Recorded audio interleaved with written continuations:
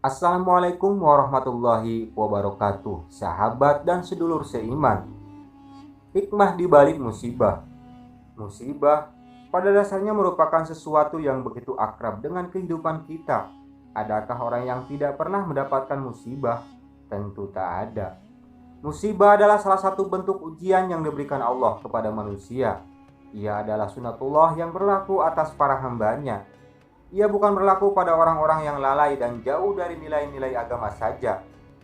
Namun ia juga menimpa orang-orang mukmin dan orang-orang yang bertakwa. Bahkan semakin tinggi kedudukan seorang hamba di sisi Allah, maka semakin berat ujian dan cobaan yang diberikan Allah Subhanahu wa taala kepadanya. Karena dia akan menguji keimanan dan ketabahan hamba yang dicintainya. Sesungguhnya di balik musibah itu terdapat hikmah dan pelajaran yang banyak bagi mereka yang bersabar dan menyerahkan semuanya kepada Allah Subhanahu wa taala yang telah mentakdirkan itu semua untuk hambanya. Di antara hikmah yang bisa kita petik antara lain adalah musibah akan mendidik jiwa dan menyucikan dari dosa dan kemaksiatan. Allah Ta'ala berfirman, "Apa saja musibah yang menimpa kamu, maka disebabkan oleh perbuatan tanganmu sendiri, dan Allah memaafkan sebagian besar dari kesalahan-kesalahanmu."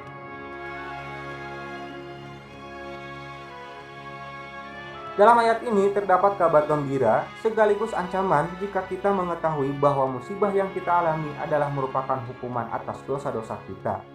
Diriwayatkan dari Abu Hurairah radhiyallahu anhu bahwa Nabi Shallallahu alaihi wasallam bersabda, "Tidak ada penyakit, kesedihan, dan bahaya yang menimpa seorang mukmin hingga duri yang menusuk, melainkan Allah akan mengampuni kesalahan-kesalahannya dengan semua itu."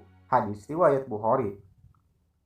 Dalam hadis lain beliau bersabda, "Cobaan senantiasa akan menimpa seorang mukmin, keluarga, harta dan anaknya hingga dia bertemu dengan Allah dalam keadaan tidak mempunyai dosa." Sebagian ulama salaf berkata, kalau bukan karena musibah-musibah yang kita alami di dunia, niscaya kita akan datang di hari kiamat dalam keadaan valid. Musibah mendapatkan kebahagiaan atau pahala tak terhingga di akhirat. Itu merupakan balasan dari musibah yang diterima oleh seorang hamba sewaktu di dunia. Sebab kegetiran hidup yang dirasakan seorang hamba ketika di dunia akan berubah menjadi kenikmatan di akhirat dan sebaliknya. Nabi SAW bersabda, "Dunia adalah penjara bagi orang mukmin dan surga bagi orang kafir." Dan dalam hadis lain disebutkan, kematian adalah hiburan bagi orang beriman. Musibah sebagai parameter kesabaran seorang hamba. Sebagaimana dituturkan bahwa seandainya tidak ada ujian, maka tidak akan tampak keutamaan sabar. Apabila ada kesabaran, maka akan muncul segala macam kebaikan yang menyertainya. Namun jika tidak ada kesabaran, maka akan lenyap pula kebaikan itu. Anas radhiyallahu anhu meriwayatkan sebuah hadis secara marfu. "Sesungguhnya besarnya pahala tergantung pada besarnya cobaan. Jika Allah mencintai suatu kaum, maka dia akan mengujinya dengan cobaan. Barang siapa yang ridho atas cobaan tersebut, maka dia mendapatkan keridhaan Allah. Dan barang siapa yang berkeluh kesah atau marah, maka ia akan mendapatkan murka Allah." Apabila seorang hamba bersabar dan imannya tetap tegar, maka akan ditulis namanya dalam daftar orang-orang yang bersabar. Apabila kesabaran itu memunculkan sikap ridho, maka ia akan ditulis dalam daftar orang-orang yang ridho. Dan jikalau memunculkan pujian dan syukur kepada Allah, maka dia akan dituliskan namanya bersama orang-orang yang bersyukur. Jika Allah mengaruniai sikap sabar dan syukur kepada seorang hamba, maka setiap ketetapan Allah yang berlaku padanya akan menjadi baik semuanya. Rasulullah SAW bersabda, "Sungguh menakjubkan kondisi seorang mukmin. Sesungguhnya semua urusannya adalah baik baginya. Jika memperoleh kelapangan lalu ia bersyukur, maka itu adalah baik baginya. Dan jika ditimpa kesempitan lalu ia bersabar, maka itu pun baik baginya juga." Musibah dapat memurnikan tauhid dan menautkan hati kepada Allah.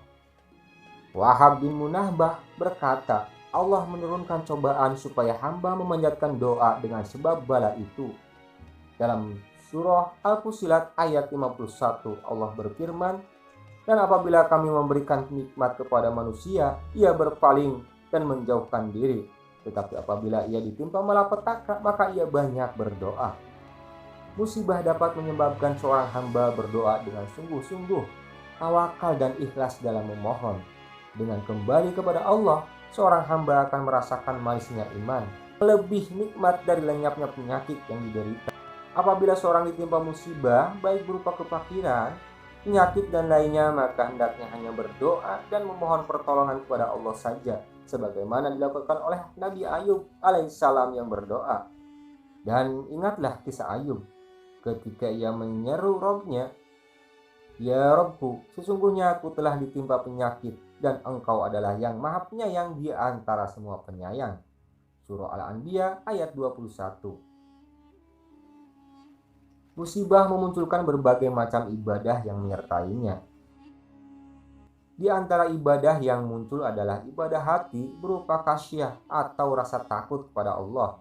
Beberapa banyak musibah yang menyebabkan seorang hamba menjadi istiqomah dalam agamanya, berlari mendekat kepada Allah, menjauhkan diri dari kesesatan. Musibah dapat mengikis sikap sombong, ujub dan besar kepala. Jika seorang hamba kondisinya serba baik dan tak pernah ditimpa musibah, maka biasanya ia akan bertindak melampaui batas, lupa awal kejadiannya dan lupa tujuan akhir dan kehidupannya. Akan tetapi ketika ia ditimpa sakit, mengeluarkan berbagai kotoran, bau tak sedap, dahak dan terpaksa harus lapar, kesakitan bahkan mati, maka ia tak mampu memberi manfaat dan menolak bahaya dari dirinya. Ia tak akan mampu menguasai kematian. Terkadang ia ingin mengetahui sesuatu tetapi tak kuasa. Ia ingin mengingat sesuatu namun tetap saja lupa. Tak ada yang dapat ia lakukan untuk dirinya. Demikian pula orang lain tak mampu berbuat apa-apa untuk menolongnya. Maka apakah pantas baginya menyombongkan diri di hadapan Allah dan sesama manusia? Musibah memperkuat harapan atau roja kepada Allah. Harapan atau roja merupakan ibadah yang sangat utama karena menyebabkan seorang hamba hatinya tertambat kepada Allah dengan kuat. Apalagi orang yang terkena musibah besar, maka dalam kondisi seperti itu, satu-satunya yang jadi tumpuan harapan hanyalah Allah semata.